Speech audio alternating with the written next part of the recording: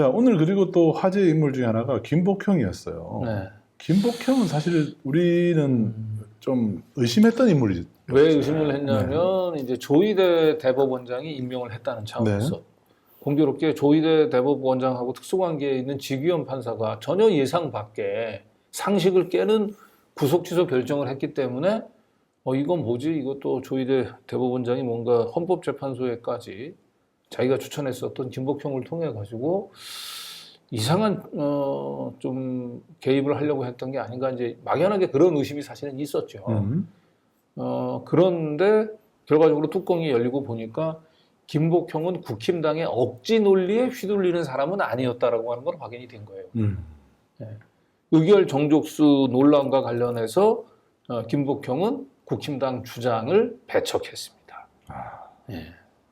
이게 아주 중요한데요. 네. 김복형 다만 이제 김복형의 경우는 다수의 재판관이 인정했었던 헌법재판관 미임명이 위헌이라고 하는 이 판단에 동의를 하지 않았습니다. 그래서 이제 별개 의견을 냈는데, 이 별개 의견도 이 내용을 읽어보면 나름대로의 논리 합리성이 있어요. 그러니까 김복형은 적어도 완벽하게 제3자 입장에서 봤을 때 상식을 깨는 논리를 펼 사람은 아니라고 하는 부분들에 대한 어느 정도 믿음은 좀 생겼어요. 네. 네. 자, 김복형 재판관의 선고문 낭독 같이 들어보시죠. 헌법재판관 임명권 행사에 있어 대통령의 자기 의무가 있더라도 국회 선출 재판관을 선출한 후 즉시 임명해야 할 의무가 있다고 보기는 어렵습니다.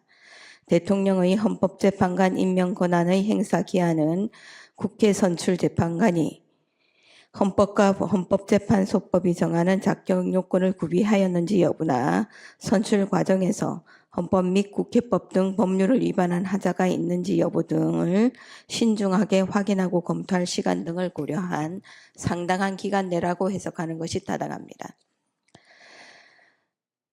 피청구인의 구체적인 자기 의무는 피청구인이 국회로부터 재판관 선출 통지를 받은 이후 비로소 발생하는데, 피청구인의 국무회의나 담화문의 발언은 재판관 선출을 둘러싼 여야의 대립이 극심한 상황이었던 점을 감안하더라도 재판관 선출 경위나 재판관 선출 통지 후 피청구인에 대한 탄핵소추안이 가결될 때까지 피청구인이 국회 선출 3인을 재판관으로 임명하지 않겠다는 거부 의사를 밝힌 적은 없는 점 등에 비추어 국회 선출 3인을 재판관으로 임명하지 않겠다는 거부 의사를 미리 종국적으로 표시한 것으로 볼 수는 없습니다.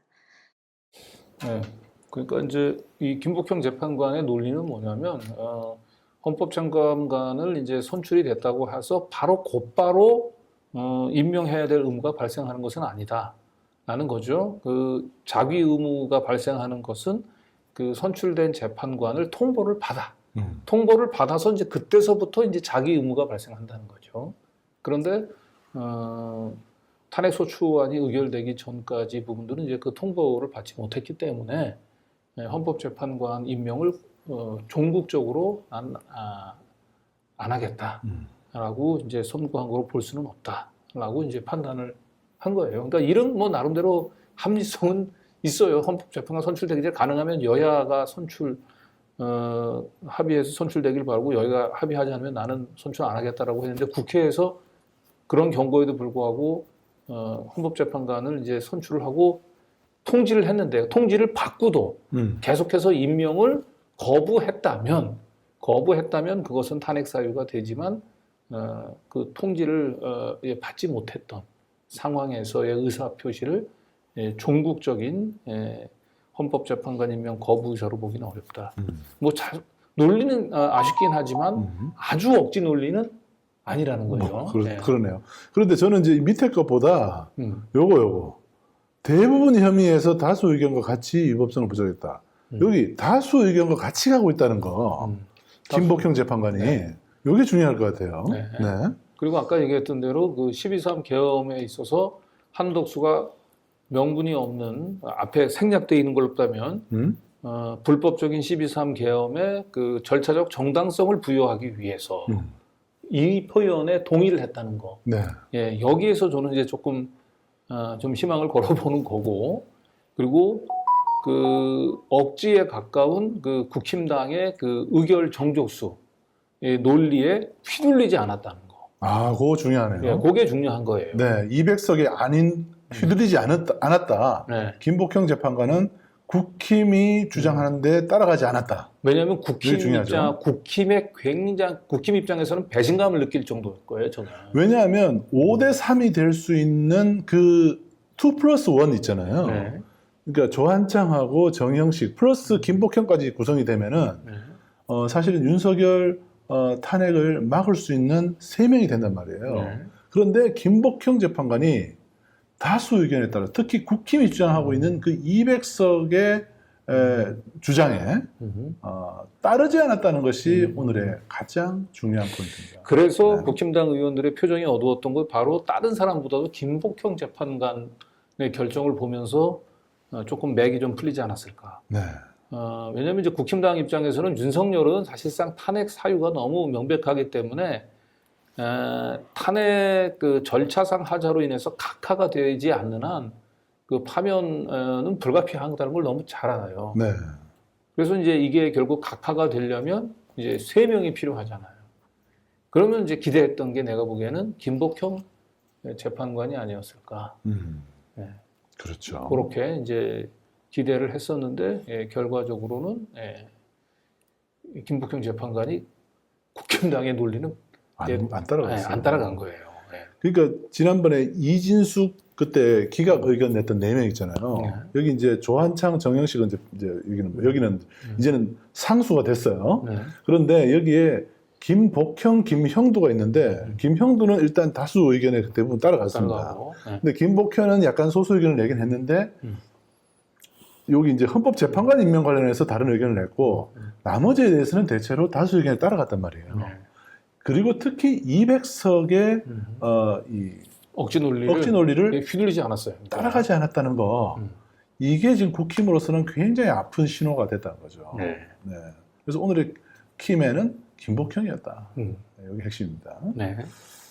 재판관을 통지를 받았는데 통지하고 난 뒤에는 거부 의사 표시를 안 했다 이렇게 얘기해요. 그렇게 돼 있죠. 통지를 네. 받기 전에 거부 의사 표시를 했다가 아주 좀 선출 가능하면 여야 합의를 좀 해주세요. 그렇지 않으면 안 해줄 거예요라고 사전에 얘기를 했는데 네. 그 뒤에 통지 받고 난 뒤에는 헌법재판관 선출 통지를 받고 난 뒤에는 확정적으로 거부 의사 표시를 안 했다라고 하는 거죠.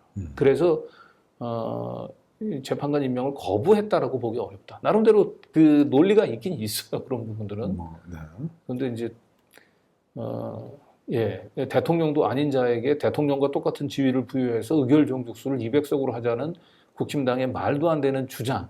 여기는 김복형 안 따라간 거죠. 재판이 안 따라간 거죠. 그게 오늘 중요합니다. 그렇다면 사실상 이 절차상 하자라고 하는 측면에서 보면 사실상 윤석열의 경우는 더 말이 안 되거든요. 네.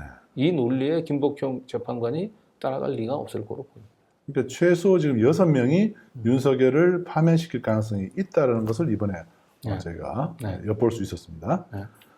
자, 민주당에서는 한덕수도 뭐 최상목도 이제 탄핵 들어갔지만 한덕수 한 번 더 탄핵을 할 수 있다. 네, 오늘 저 헌법재판관들의 결정에 따르면 한덕수가 상설 특검 임명을 계속 거부한다든지 마은혁 재판관 임명 계속 거부하면 이거는 헌재의 기능을 무력화시키거나 아니면 상설 특검의 그 기능을 고의적으로 그 출범을 방해하려고 하는 의도로 찍힐 가능성이 높아요 지금. 네. 그렇기 때문에 한덕수 재탄핵 충분히 가능하고 만약 한덕수를 재탄핵하게 되면 헌법재판관들이 판단이 달라질 수 있다라고 하는 거예요.